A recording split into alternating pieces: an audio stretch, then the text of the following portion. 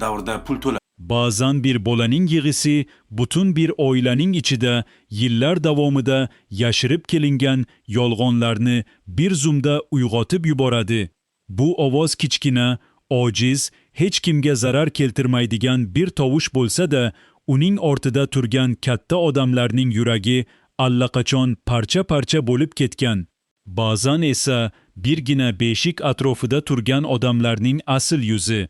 Ular qanchalik yashirishga urinmasin, birdaniga hech kim kutmagan tarzda ochilib ketadi. Mana shu qismda ham eng og'riqli haqiqat shuki, bu yerda hech kim faqat bola uchun kurashayotgandek ko'rinmaydi.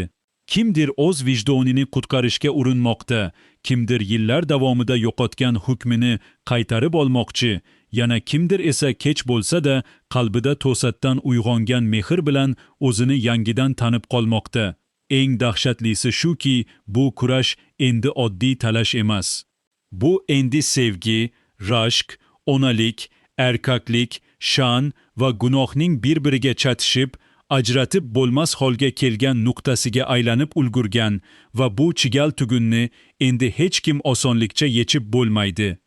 Daryoning ichidagi qo'rquv bu qismda oddiy qo'rquv emasdek tuyuladi. Uni shunchaki bolasini yo'qotishdan qo'rqayotgan ona deb baholash juda yuzaki, juda sayoz bo'lardi. Chunki daryo boshidan o'tkazgan uzoq, mashaqqatli yo'lga razm solsak, u bu bolani ozod tanlov bilan emas, balki og'ir majburiyat bilan qornida ko'targanini ko'ramiz. Avval Mohinurning hayoti xavf ostida edi. Uning har bir nafasi daryoning qarshisidagi devorga aylangandi. Keyin pul masalasi kirib keldi. Sovuq raqamlar, imzolar, va'dalar. Keyin yashirin kelishuv, hech kim bilmasligi kerak bo'lgan qog'ozlar. Keyin esa homilani oldirish haqidagi og'ir, deyarli chidab bo'lmas bosim keldi. Undan keyin unga faqat yolg'izlik qoldi. Tunlari uyg'onib, qorong'ilikda o'z qornini ushlab, hech kimga aytolmaydigan qo'rquv bilan yolg'iz qolgan tunlar. Ammo vaqt degan narsa juda shafqatsiz sinovchi. U majburiyatni asta-sekin, sezilmagan holda mehrga aylantirib qo'yadi. Bir vaqtlar sovuq shartnoma bilan boshlangan bu ish bugun uning butun yuragiga, butun mavjudligiga aylanib ulgurgan. Shuning uchun daryoning ichidan chiqqan bolasiz yasholmayman degan iqrori shunchaki odatlanib qolish emas. Bu uning boshidan o'tgan barcha azoblardan, uyqusiz tunlardan, yashirin ko'z yoshlaridan tug'ilgan achchiq, ammo chin haqiqat edi. Bu bola endi uning qornidan o'tgan oddiy bir jon emas, balki uning yashab qolishiga sabab bo'lgan yagona ip, so'nggi tayanchga aylangan edi. Go'zalga keladigan bo'lsak, bu qismda uning ichki parchalanishi juda yaqqol, juda og'riqli tarzda ko'zga tashlandi. U bolani xohlaydi, buni hech kim inkor etolmaydi. Uning ko'zlaridagi yosh ham, ovozidagi titroq ham soxta emas. Lekin tomoshabin his qiladiki, bu xohishning tagida faqat sof onalik yotmaydi. Bu yerda alam bor, yillar davomida to'planib qolgan mag'lubiyat hissi bor. Ayniqsa daryoga yutqazib qo'yish qo'rquvi uning butun vujudini qamrab olgan. Bir vaqtlar shu homiladan voz kechishga tayyor bo'lgan ayolning birdaniga bunchalik junbushga kelishi hech qachon tasodif emas. Buning ortida chuqurroq bir sabab yashiringan. U bolani qaytarib olib, aslida faqat farzandini emas, balki erini ham, o'z uyidagi o'rnini ham, yo'qotilgan ayollik g'ururini ham birga qaytarib olmoqchi bo'ladi. Shuning uchun uning har bir keskin harakati, har bir baqirig'i, har bir ko'z yoshi sof mehrdan ko'ra ko'proq egalik hissiga o'xshab ketadi. Ayniqsa u daryoga qarshi emas, aslida Ali bilan bo'ladigan ichki kurashni his qilib turgan ayolga o'xshaydi. Go'zal juda muhim, juda achchiq bir haqiqatni sezib qoldi. Bu bola masalasi endi faqat biologik masala bo'lmay qoldi. Bu Ali qalbining haqiqatda kim tomonga og'ib borayotganini ko'rsatadigan sinovga aylandi va u ichida buni tan olishga qo'rqadi. Chunki bu tan olish uning butun dunyosini qulatib yuborishi mumkin. Ali esa bu qismning eng xavfli, eng jim va shu bilan birga eng ta'sirchan obraziga aylanib ulgurgandi.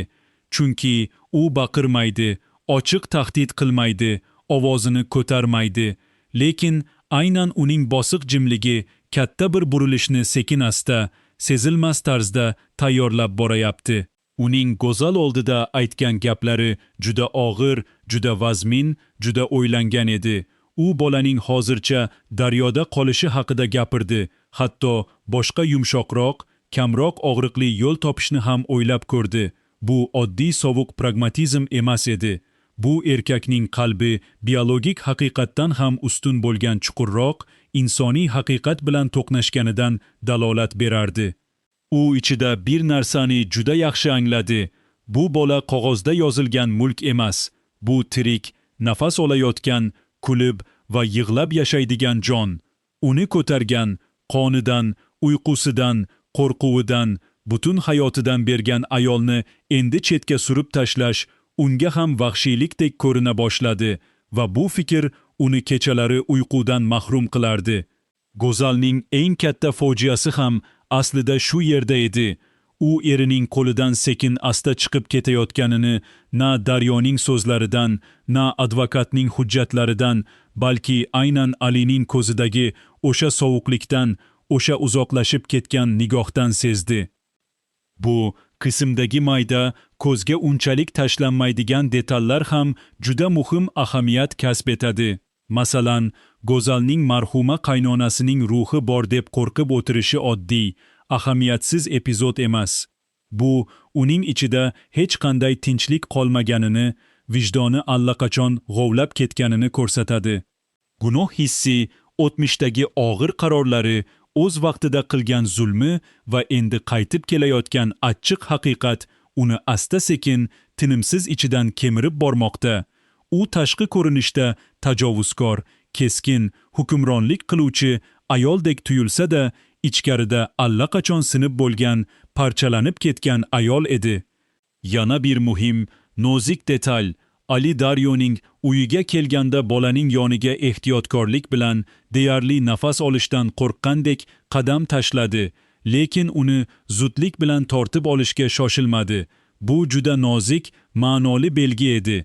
Erkak bola tomon yaqinlashadi, biroq hukmronlik bilan emas, balki og'ir mas'uliyat va ichki ikkilanish bilan, xuddi har bir qadami bir umrlik qarorni belgilaydigandek ehtiyotkorlik bilan va aynan shu ikkilanish keyingi qismlarda ulkan, hal qiluvchi bir qarorga aylanishi mumkin edi. Daryoning advokatga murojaat qilishi esa bu urushni oddiy hissiyot maydonidan sovuq, shafqatsiz qonun maydoniga ko'chirib qo'ydi. Bu juda katta, keskin burilish edi. Chunki shu paytgacha Go'zal va uning atrofidagilar boylik, tanish-bilishchilik, huquq baribir biz tomonda degan ishonch bilan dadil, hatto mag'rurona harakat qilib kelishardi. Lekin advokatning gaplaridan bitta og'ir haqiqat chiqdi. Tashlab ketilgan, bir marta voz kechilgan, homila paytida e'tiborsiz qoldirilgan ona va uning qo'lidagi tug'ilganlik guvohnomasi bu ishni hech ham oson, hech ham tez qilib bermaydi. Demak, bu yerda boylik yolg'iz o'zi hamma narsani hal qilolmasligi mumkin edi. Aynan shu nuqta Go'zalni yanada kuchliroq vahimaga tushirib qo'ydi. Uning ichida birinchi marta shubha uyg'ondi. Agar pul yordam bermasa nima bo'ladi? Chunki u shu vaqtgacha pul bilan, bosim bilan, qarindoshlarning soyasi bilan albatta yengaman deb qattiq ishonib kelgandi. Endi esa uning oldida butunlay boshqa, notanish, qo'rqinchli bir maydon paydo bo'ldi. Dalil maydoni, o'tmish maydoni, xiyonat maydoni. Bu yerda hech kim uni himoya qilolmaydi. Yana bir nozik, diqqatga sazovor jihat bor. Daryo aslida yolg'iz emas edi. Ha, u tashqi ko'rinishda juda zaif, ojiz, sinib ketgandek ko'rinardi. Lekin bu qismda uning atrofida asta-sekin insoniy bir devor, ko'rinmas bir tayanch shakllanib borayotganini sezdik. Uni tushunayotganlar, unga maslahat berayotganlar, ruhan tinchlantirayotganlar bor edi. Go'zal esa aksincha, odamlar orasida turgan bo'lsa-da, ichida tobora yolg'izlashib bormoqda edi. unga yordam berayotgandek ko'ringanlar ham aslida uning chuqur dardini emas, faqat uning tashqi shovqinini, g'azabini boshqarardi. Hech kim uning yuragiga qo'l tekkizmasdi. Yo'lgizlashib qolgan ayol esa odatda eng xavfli, eng o'ylanmagan, eng qaytmas qarorlarni qabul qiladi. Shuning uchun keyingi qismlarda Go'zalning biror keskin qadamga borish ehtimoli juda yuqori edi. U oddiy sud jarayoni bilan kifoyalanmasligi mumkin edi. U Daryoning obro'siga putur yetkazishga, uning o'tmishini avaylab kavlashga, hatto bolaning xavfsizligini bahona qilib, uni ruhan sindirishga, uni hammaning ko'z oldida sharmanda qilishga urinishi ehtimoli bor edi. Jafarning holati ham bejizga shu tarzda ko'rsatilmagandi. U hozircha voqealarning markazida faol o'yinchi emasdek, chetda deyarli ko'rinmasdek turadi, lekin aynan shunday sokin, e'tibordan chetda qolgan obrazlar keyinchalik eng muhim, eng hal qiluvchi guvohga aylanib qoladi. U tashqi ko'rinishda beparvo, charchagan, mas'uliyatsizga o'xshaydi, uyqusiga cho'mib, atrofdagi bo'ronni sezmayotgandek tuyuladi. Ammo aynan shu beparvolik bir kun kelib, uning o'zi uchun og'ir, chidab bo'lmas pushaymonga aylanishi mumkin. Agar Daryoga bosim yanada kuchaysa, Jafar erta-yu kech o'z pozitsiyasini ochiq tanlashga majbur bo'ladi va u endi chetda turolmaydi. Va menimcha, aynan o'sha lahzada uning haqiqiy qadr-qimmatini, haqiqiy yuzini bilib olamiz. U Daryoni himoya qiladimi yoki xavf oldida sukut bilan chekinadimi? Eng katta, eng og'ir savol esa Ali ustida osilib turibdi. U oxir oqibat kimning yonida qoladi? Bugungi qism bunga juda kuchli, ammo bilvosita, sezdirmasdan ishora berdi. Ali tashqi tomondan hali hammasini ochiq aytmagan bo'lsa-da, ichida allaqachon Go'zaldan uzoqlashib bo'lgandek edi, xuddi ular orasidagi ip asta-sekin uzilib borayotgandek. Chunki erkak qachon ayolining ko'zida sof muhabbat emas, balki og'ir, kasal rashkni, tinimsiz shubhani ko'rsa, ichidan sekin asta chekinishni boshlaydi. Go'zal esa aynan shuni qilardi. U sevgan, ishongan ayol sifatida emas, yo'qotishdan vahimaga tushgan, har bir soyadan qo'rqadigan ayol sifatida harakat qilardi. Daryo esa aksincha egalik uchun emas, sof mehr uchun kurashardi va bu farq kundan kunga yanada ko'zga ko'rinarli bo'lib bormoqda edi va tomoshabin yaxshi biladi. Erkaklar ko'pincha baland ovozga emas, balki sukut ichidagi chin tuyg'uga qarab og'adi. Demak, yaqin qismlarda Ali juda og'ir, juda mashaqqatli tanlov oldida qoladi. U qonini tanlaydimi yoki vijdonini? Agar u Daryoni va bolani himoya qilish tomonga to'liq o'tsa, bu nafaqat Go'zal bilan nikohining butunlay yemirilishi, balki butun oilaviy kuch muvozanatining tubdan buzilishi bo'ladi. Yana bitta ehtimol bor va bu juda dramatik, juda achchiq bir ehtimol. Go'zal bolani qaytarib olish uchun kurashar ekan, ehtimol o'z qo'li bilan Alini Daryoga yanada yaqinlashtirib qo'yishi mumkin. Chunki bir erkak va bir ayol bir bolani himoya qilish yo'lida yonma-yon turishga majbur bo'lsa, ular orasida so'zsiz, ko'rinmas, ammo juda mustahkam bir rishta paydo bo'ladi. Ayniqsa bu rishta allaqachon alam, rahm va kechikkan haqiqat bilan qorishib ketgan bo'lsa, buni hali muhabbat deb atash erta bo'lardi, ammo shu qism bizga bir narsani juda aniq ko'rsatib berdi. Go'zal eng ko'p qo'rqayotgan narsa aynan shu holat edi. U bolani emas, balki erining qalbini butunlay yo'qotishdan ichidan titrardi va bu qo'rquv har o'tgan kun sayin uning aqlini tobora egallab bormoqda edi. Advokat masalasi ham hali tugagani yo'q edi. Qonuniy jang boshlansa, o'tmishdagi har bir og'ir qaror qayta tirilib, hammaning ko'z oldida sud zalining sovuq devorlari orasida namoyon bo'ladi. Kim homiladan voz kechdi, kim majburladi, kim to'lov qildi, kim qilmadi, kim shu paytgacha sukut saqladi, bularning hammasi birma-bir qazib olinadi, hech narsa yashirin qolmaydi. Bu esa Go'zal uchun juda xavfli edi. Chunki u shu paytgacha yashirib kelgan narsa faqat bitta sir emas, balki o'zining axloqiy qulash nuqtasi ham bo'lishi mumkin edi. Daryo esa aksincha qanchalik ezilgan, charchagan, ruhan sinib qolgan bo'lsa-da, aynan haqiqat maydonida borgan sari kuchayib, mustahkamlanib bormoqda edi. Uning ko'z yoshlari endi zaiflik belgisi emas, balki og'ir, ammo qimmatli tirik guvohlikka aylanib qoldi. Menimcha, keyingi qismlarda 3 ta kuchli, larzali portlash bizni kutib turibdi. Birinchisi, Ali va Go'zal o'rtasidagi munosabat endi qaytmas darajada dars ketadi. Bu oddiy er-xotin janjali bo'lmay, ikki butunlay boshqa dunyoqarashning ochiq, ayovsiz urushiga aylanadi.